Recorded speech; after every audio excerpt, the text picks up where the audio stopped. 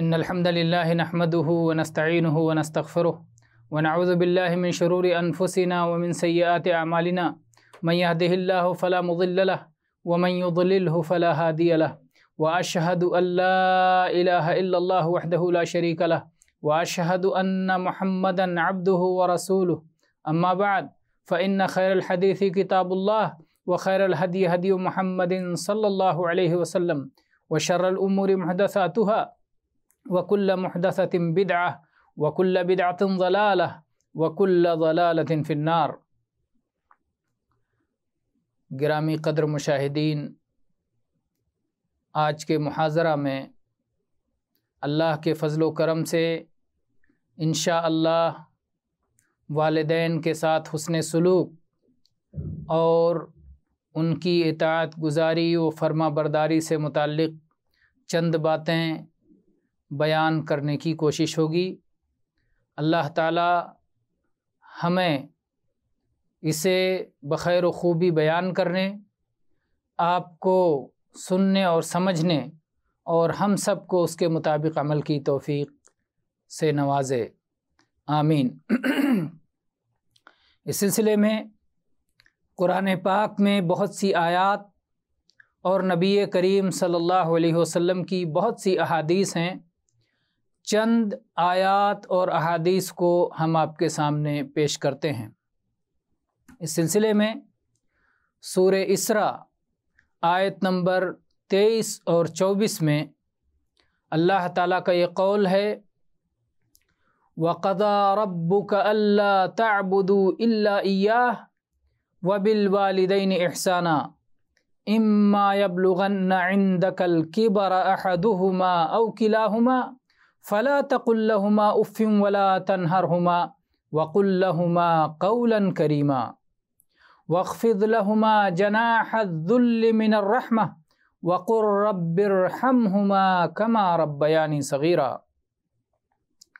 اور آپ کے رب نے، آپ کے مالک نے، اللہ تعالیٰ نے یہ فرض کیا ہے کہ تم سب ساری مخلوق صرف اسی ایک اللہ کی عبادت کرو۔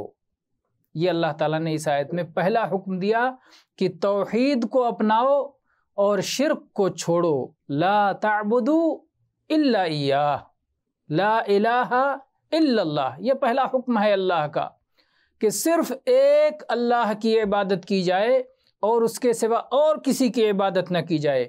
اس عظیم الشان حکم کے بعد اللہ تعالیٰ نے جو حکم دیا وہ ہے وَبِالْوَالِدَيْنِ إِحْسَانًا، اور اپنے والدین کے ساتھ، اپنے ماں باپ کے ساتھ، اپنے والد اور والدہ کے ساتھ حسن سلوک کرو۔ احسانہ، حسن سلوک کرو، اچھا رویہ اپناؤ، اچھا معاملہ کرو۔ پھر اللہ تعالیٰ نے مزید تفصیل کرتے ہوئے فرمایا، اما یبلغن عندک الکبر احدہما او کلاہما فلا تقل لہما اف ولا تنہرہما وقل لہما قولا کریما۔ اگر ان دونوں میں سے کوئی ایک یا دونوں تمہارے پاس بڑھاپے کو پہنچ جائیں تو ان کو اف بھی نہ کہنا، اور انہیں زجر و توبیخ نہیں کرنا، ڈانٹ ڈپٹ نہیں کرنا، اور ان کے ساتھ عزت و احترام کے ساتھ بات کرنا۔ اہل علم نے یہ بات بیان کی ہے کہ اللہ تعالیٰ نے یہ کیوں کہا کہ جب بڑھاپے کو وہ پہنچ جائیں، جوانی ہو، بڑھاپا ہو، ہر حالت میں انہیں اف نہیں کہنا ہے، ڈانٹ ڈپٹ نہیں کرنا ہے، عزت و احترام کے ساتھ بات کرنی ہے۔ تو یہ اس کا نقطہ یہ ہے کہ جب ماں باپ جوان ہوتے ہیں تو عام طور پر اولاد بچپن میں ہوتی ہے، اور بچپنے میں وہ چھوٹے ہوتے ہیں، کمزور ہوتے ہیں، والدین طاقتور ہوتے ہیں۔ اس کے برخلاف جب ماں باپ بوڑھے ہو جاتے ہیں، سن رسیدہ ہو جاتے ہیں، عمر دراز ہو جاتے ہیں، تو وہ کمزور ہو جاتے ہیں، وہ ہماری شفقت اور توجہ کے حاجت مند ہو جاتے ہیں، اور اولاد ایسی صورت میں طاقتور ہو جاتی ہے، اس کے ہاتھ میں پیسہ آ جاتا ہے، بدن میں قوت موجود ہوتی ہے تو اس وقت میں یہ خطرہ زیادہ ہوتا ہے کہ آدمی ان کی کمزوری کو دیکھتے ہوئے، ان کی حاجتوں کو دیکھتے ہوئے اور خود اپنی طاقت اور بے نیازی پر کبر و غرور کرتے ہوئے، اتراتے ہوئے اور ناسمجھی اور نادانشمندی کی صورت میں ان کے ساتھ یہ حرکت کر بیٹھے کہ انہیں اف کہہ دے، انہیں ڈانٹ ڈپٹ کر دے، تو اللہ تعالیٰ نے روکا کہ نہیں، جب بڑھاپا ہوگا تو اس کا خصوصی خیال رکھنا ہے۔ جب ماں باپ بوڑھے ہوں، کوئی دونوں ہوں یا ایک ہوں، اف تک نہیں کہنا ہے۔ اہل علم نے لکھا ہے کہ اگر اس سے بھی چھوٹی کوئی بات ہوتی تو اللہ تعالیٰ اس سے روک دیتا، جس سے ماں باپ کو تکلیف پہنچتی ہے۔ اف جیسے ہندی میں کہتے ہیں ہوں، اردو ہندی میں ہوں کہتے ہیں، ویسے عربی میں اف ہے کہ ایک طرح سے آدمی اپنی بیزاری کا اظہار کرے، اکتاہٹ کا اظہار کرے، یہ بھی ماں باپ کے سامنے نہیں ہونا چاہیے۔ تو اللہ تعالیٰ نے فرمایا ان کو اف تک نہ کہنا، ان کو ڈانٹ ڈپٹ نہیں کرنا اور ان کے ساتھ عزت و احترام سے بات کرنا، اور رحمت کے اور ذلت و پستی کے بازو ان کے سامنے پست رکھنا، جھکائے رکھنا، ان کے لیے رحمت کرتے ہوئے، رحم و کرم کرتے ہوئے اپنے ذلت کے بازو بچھائے رکھنا۔ ماں باپ کے سامنے ذلیل ہونا، پست ہونا، دبے رہنا، یہ عزت ہے، یہ ماں باپ کا حق ہے بچے پر، کیونکہ ماں باپ ہی اس کے وجود کا باعث ہیں۔ پھر اللہ تعالیٰ نے انسان کو جو اس کے بس میں ہے اس کا حکم دینے کے بعد حکم دیا کہ وہ اللہ تعالیٰ سے بھی دعا کرے کہ یا اللہ میں جو کر سکتا ہوں کر رہا ہوں، لیکن تیری رحمت سب سے بڑی ہے، اس لیے اللہ سے دعا کرنا۔ وَقُلْ رَبِّ ارْحَمْهُمَا كَمَا رَبَّيَانِي صَغِيرًا، اے اللہ میرے ماں باپ پر ایسے ہی رحم و کرم کرنا جیسے انہوں نے بچپن میں مجھے پالا اور پوسا، میری تربیت کی، میری پرورش کی۔ اگر بچپن کی پرورش کو ایک اولاد دھیان میں رکھے، اس پر غور و فکر کرے، تو سمجھ میں آئے گا کہ کس قدر ماں باپ کے اس کے اوپر احسانات ہیں۔ کیسے ایک ماں اسے اپنے پیٹ میں مہینوں رکھتی ہے، پیدائش کے بعد اپنا خون جگر پلاتی ہے، راتوں کو جاگتی ہے، دنوں کو مشقت اٹھاتی ہے، اور اس کے بعد یہ بچہ اسے انگلی پکڑ کے چلنا سکھاتی ہے، اسے دوڑنا سکھاتی ہے، اسے بولنا سکھاتی ہے، اس کی آرام و راحت کا پورا خیال رکھتی ہے، کھانے پینے سونے اور ہر چیز میں کوئی تکلیف ہو جائے تو کیسے اس کی تکلیف کو، اپنی تکلیف کو اس کے سامنے کوئی حیثیت نہیں دیتی، اس کو کسی طرح کی تکلیف نہ ہو پائے، وہ بڑا ہو، وہ طاقتور ہو، وہ صحت مند ہو، اس کا مستقبل اچھا ہو۔ کیسے اولاد اپنے والدین اپنے اولاد کے بارے میں کیسی کیسی فکر کرتے ہیں۔ تو اللہ تعالیٰ نے ان آیتوں میں کس طرح سے والدین کے حقوق کو مختصر انداز میں بہت ہی زبردست طریقے سے اللہ تعالیٰ نے بتا دیا۔ ایک اور آیت میں سورہ عنکبوت کی آیت نمبر 8 میں اللہ تعالیٰ نے فرمایا وَوَصَّيْنَا الْإِنسَانَ بِوَالِدَيْهِ حُسْنًا، اور ہم نے انسان کو نصیحت کی ہے، انسان کو تاکیدی حکم دیا ہے کہ اپنے والدین کے ساتھ، اپنے ماں باپ کے ساتھ اچھا سلوک کرے۔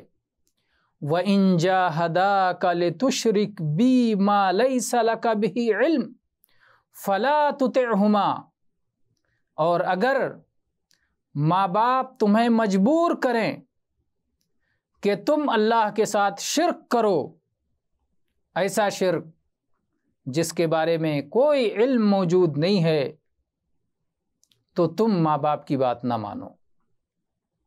اِلَيَّ مَرْجِعُكُمْ فَأُنَبِّئُكُمْ بِمَا كُنْتُمْ تَعْمَلُونَ، میرے ہی طرف تم سب کو لوٹ کے آنا ہے، تو میں تمہارے عمل اور کرتوت کے بارے میں تمہیں خبر دوں گا۔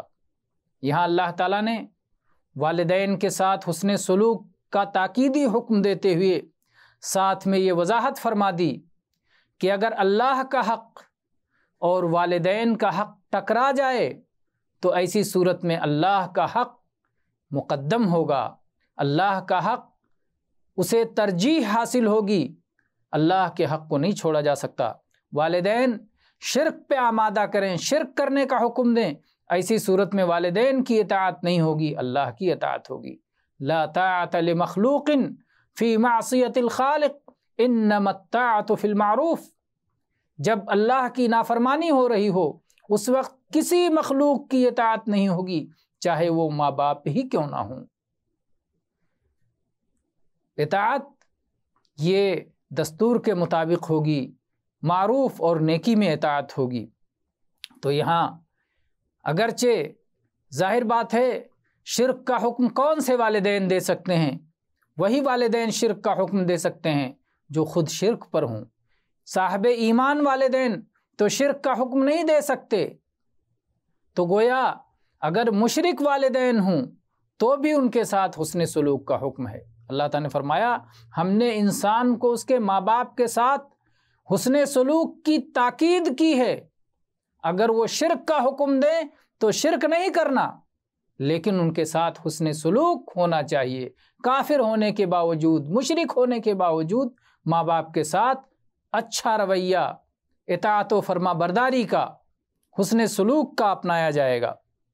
اسی طرح سے سورہ لقمان کی آیت نمبر 14 میں اللہ تعالیٰ نے فرمایا وَوَصَّيْنَا الْإِنسَانَ بِوَالِدَيْهِ حَمَلَتْهُ أُمُّهُ وَهْنًا عَلَى وَهْنٍ وَفِصَالُهُ فِي عَامَيْنِ أَنِ اشْكُرْ لِي وَلِوَالِدَيْكَ إِلَيَّ الْمَصِيرُ۔ اور ہم نے انسان کو حکم دیا کہ اپنے والدین کے ساتھ اچھا سلوک کرے، والدین کے ساتھ اچھے سلوک کا تاکیدی حکم دیا۔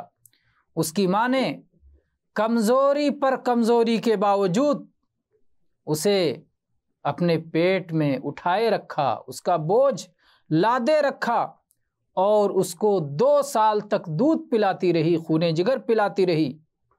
اے انسان میرا شکر کر اور اپنے والدین کا شکر کر۔ اللہ نے حکم دیا انشکر لی ولی والدیک۔ اللہ اکبر، کتنی بڑی بات ہے۔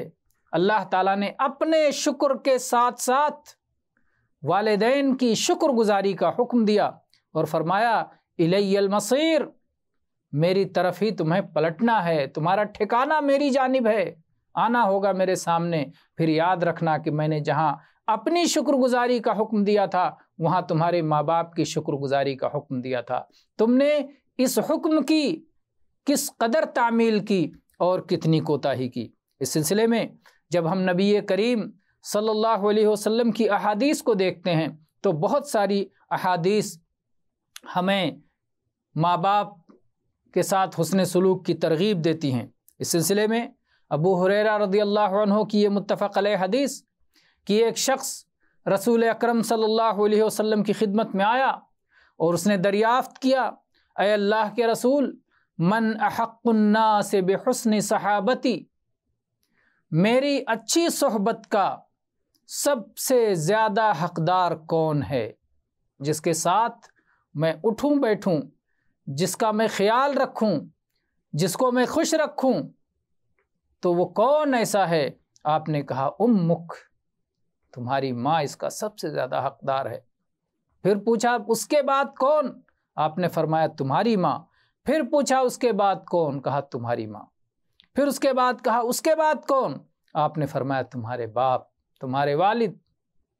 3 بار ماں کا حکم، ماں کا درجہ، ماں کا مقام بتایا اور ماں کے ساتھ اچھی طرح سے معاملہ کرنے کا اور ساتھ رہنے کا حکم دیا، اور 4تھے مرتبہ میں والد کا ذکر کیا۔ والدہ والد کے مقابلے میں کمزور ہوتی ہے اور جذبات اور ایک ایک چیز کا احساس زیادہ حساس ہوتی ہے، اس کے ساتھ زیادہ بہتر رویہ اپنانے کی ضرورت ہوتی ہے۔ اسی لیے 3 بار والدہ سے متعلق تاکید کی گئی اور 4تھے بار والد کا نام لیا گیا۔ اسی طرح سے صحیح مسلم کی حدیث ابو ہریرہ رضی اللہ عنہ روایت کرتے ہیں کہ نبی کریم صلی اللہ علیہ وسلم نے فرمایا رغیم انف رغم انفو، 3 بار رغم انفو ثم رغم انفو ثم رغم انفو من ادرک ابویہ عند الکبر احدہما او کلیہما فلم يدخل الجنہ۔ اس آدمی کی ناک خاک آلود ہو جائے، مٹی میں مل جائے، جس نے اپنے والدین کو یا والدین میں سے کسی ایک کو بڑھاپے میں پایا اور اس کے باوجود جنت میں داخل نہ ہو سکا۔ تو یہ کتنے بدنصیبی کی بات ہے، کیونکہ والدین کی خدمت کرنے سے اللہ تعالیٰ جنت عطا فرماتا ہے۔ اسی طرح سے آپ یہ روایت دیکھیں کہ جسے عبداللہ ابن عمرو ابن عاص رضی اللہ عنہ نے روایت کیا ہے کہ ایک شخص نبی کریم صلی اللہ علیہ وسلم کی خدمت میں آیا اور اس نے کہا کہ اے اللہ کے نبی، میں آپ سے ہجرت اور جہاد پر بیعت کرنا چاہتا ہوں اور اس کے ذریعے سے میں اللہ کے ہاں اجر و ثواب حاصل کرنا چاہتا ہوں۔ اللہ کے نبی صلی اللہ علیہ وسلم نے پوچھا، کیا تمہارے والدین میں سے کوئی ایک زندہ ہے؟ اس نے کہا، اللہ کے نبی، کوئی ایک کیا، دونوں ہی زندہ ہیں، والد بھی زندہ ہیں، والدہ بھی زندہ ہیں، دونوں ہی زندہ ہیں۔ آپ نے فرمایا، تو تم اللہ سے اجر و ثواب چاہتے ہو؟ اس نے کہا ہاں۔ آپ نے فرمایا، فرجع الی والدیک فاحسن صحبتہما، جاؤ اپنے والدین کے ساتھ، والدین کے ساتھ رہو، ان کے ساتھ اچھے انداز میں رہو، ان کا خیال رکھو، ان کے ساتھ حسن سلوک کرو اور وہاں سے اجر و ثواب کی تلاش کرو۔ یہ متفق علیہ حدیث ہے۔ اور ایک روایت میں ہے کہ جہاد کے تعلق سے جہاد میں جانے کے تعلق سے اس نے درخواست کی تو اللہ کے نبی صلی اللہ علیہ وسلم نے پوچھا، کیا والدین تمہارے زندہ ہیں؟ اس نے کہا ہاں۔ آپ نے فرمایا، فَفِيهِمَا فَجَاهِدْ، تو اپنے والدین کی خدمت کر کے جہاد کا اجر و ثواب حاصل کرو، والدین کی خدمت کر کے جہاد کا ثواب حاصل کرو۔ کتنا بڑا مرتبہ ہے۔ اور اسی طرح سے یہ حدیث آپ اسماء بنت ابی بکر رضی اللہ عنہا کی حدیث کہ ان کی والدہ جنہوں نے بھی اسلام قبول نہیں کیا تھا، حالت شرک میں تھیں، نبی صلی اللہ علیہ وسلم سے انہوں نے پوچھا کہ میری والدہ میرے پاس آئی ہیں، کیا میں ان کے ساتھ اچھا سلوک کروں، رشتے کے جوڑ کے رکھوں؟ آپ نے کہا ہاں، اپنے والدہ کے ساتھ رشتے کو جوڑ کے رکھو، ان کے ساتھ صلہ رحمی کرو اور ان کی خدمت کرو، ان کی اطاعت کرو، جبکہ وہ مشرکہ تھیں، ایمان نہیں لائی تھیں۔ یہ متفق علیہ حدیث ہے۔ آپ غور کریں کہ کس طرح سے اللہ تعالیٰ نے، اللہ کے نبی صلی اللہ علیہ وسلم نے والدین کے ساتھ حسن سلوک کا حکم دیا ہے۔ اس سلسلے میں اگر ہم واقعات دیکھیں اور اس سلسلے میں اور احادیث، وہ غار والوں کا قصہ کہ جس میں سے ایک شخص نے اپنے ماں باپ کے ساتھ حسن سلوک کو وسیلہ بنا کے دعا کی تو اللہ تعالیٰ نے اس کی دعا قبول فرمائی، اور جب وہ مشکل میں پھنس گئے تھے تو والدین کی اطاعت کے عمل کو وسیلہ میں پیش کیا اللہ کے سامنے، اللہ نے اس وسیلے کو قبول کر کے انہیں اس مشکل سے نجات عطا فرمائی۔ اسی طرح سے اویس قرنی رحمہ اللہ کا واقعہ آپ کو معلوم ہوگا کہ انہوں نے اپنی والدہ کی خدمت کی وجہ سے رسول اللہ صلی اللہ علیہ وسلم کی مجلس میں حاضری سے محرومی رہی۔ اویس قرنی کا اتنا بڑا مقام کہ اللہ کے نبی صلی اللہ علیہ وسلم نے عمر رضی اللہ عنہ سے کہا کہ اویس مجھ سے ملنے نہیں آ سکے والدہ کی خدمت کی وجہ سے، اگر وہ تم سے ملیں، تمہاری ان سے ملاقات ہو جائے تو تم ان سے اپنے لیے دعا کی درخواست کرنا، ان سے کہنا کہ اللہ سے دعا کرو کہ اللہ ہماری مغفرت فرما دے، کیونکہ وہ مستجاب الدعوات شخص ہے، اللہ تعالیٰ اس کی دعائیں قبول فرماتا ہے۔ یہ والدہ کی خدمت کا نتیجہ ہے، والدہ کی خدمت کا اثر ہے۔ اسی طرح سے سلف کے واقعات جب اس تعلق سے دیکھتے ہیں، امام ابو حنیفہ رحمہ اللہ کے بارے میں جو باتیں بیان کی جاتی ہیں نہایت ہی عجیب و غریب ہیں کہ کس طرح سے والدہ کی خدمت کیا کرتے تھے، اللہ نے کیسا مقام عطا فرمایا۔ ہمیشہ اپنے والدین کے لیے دعائیں کرتے رہتے تھے، ان کے لیے اللہ سے استغفار کیا کرتے تھے، اپنے والدین کی طرف سے صدقہ و خیرات کرتے تھے، اور کہتے تھے کہ کبھی کبھی ایسا ہوتا تھا کہ میں عمر ابن ذر ایک عالم تھے ان کے زمانے میں، ان سے مسئلہ پوچھنے جاتے تھے، امام ابو حنیفہ رحمہ اللہ ان سے مسئلہ پوچھنے جاتے تھے، تو وہ عالم کہتے تھے کہ آپ تو اس مسئلے کو مجھ سے زیادہ بہتر طور پہ جانتے ہیں، آپ مجھ سے پوچھنے آئے ہیں، حیرت کرتے تھے۔ تو امام حنیفہ رحمہ اللہ کہتے تھے کہ میری والدہ نے مجھے حکم دیا ہے، میں اپنے والدہ کا حکم مان کر آپ کے پاس آیا ہوں، اپنے والدہ کی اطاعت میں آپ کے پاس آیا ہوں، اس لیے آپ مجھے یہ مسئلہ بتائیے۔ تو کہا آپ جیسا آدمی مجھ سے پوچھے گا؟ تو امام حنیفہ رحمہ اللہ پھر ان کو جواب بتاتے، پھر وہی وہ جواب آ کر کے اپنی ماں کو بتاتے کہ میں نے ان سے پوچھا اور انہوں نے یہ جواب دیا ہے۔ تو وہ عمر ابن زر ابو حنیفہ رحمہ اللہ سے کہتے کہ اس کا جواب کیا ہے؟ امام حنیفہ رحمہ اللہ جب ان کو جواب دیتے تو وہی جواب کہتے ٹھیک ہے، اور پھر وہی جواب جا کے اپنی والدہ کو بتاتے۔ تو کس طرح سے والدہ کی اطاعت میں والدہ سے اپنا جواب نہیں بتا دیتے، اور یہ نہیں کہتے کہ امی جان مجھ سے پوچھ لو میں بتا رہا ہوں، نہیں، والدہ نے کہا فلاں سے پوچھو، بعد میں آ کے یہ بھی نہیں کہتے کہ ان کو تو میں نے ہی بتایا ہے۔ والدہ کا جب ان پر اعتماد تھا تو والدہ کے حکم کی تعمیل کرتے ہوئے جاتے تھے، ان سے مسئلہ پوچھ کر کے آتے تھے، بتاتے تھے۔ اسی طرح سے اور بھی کئی واقعات ہیں جو کہ امام حنیفہ رحمہ اللہ کے تعلق سے سیرت نگاروں نے، مورخین نے ذکر کیا ہے۔ بہرحال سلف کے واقعات عجیب و غریب ہیں۔ والدین کے ساتھ حسن سلوک کے معاملے میں اللہ تعالیٰ سے دعا ہے کہ اللہ تعالیٰ ہم کو والدین کا مقام و مرتبہ پہچاننے کی توفیق عطا فرمائے، والدین کی دعائیں لینے اور والدین کی خدمت کرنے اور انہیں خوش اور راضی رکھنے کی توفیق عطا فرمائے، اور اللہ تعالیٰ اس نیکی کے وسیلے سے ہمارے درجات کو جنت میں بلند فرمائے۔ آمین۔ وآخر دعوانا ان الحمد للہ رب العالمین، وصلی اللہ علی نبینا وسلم۔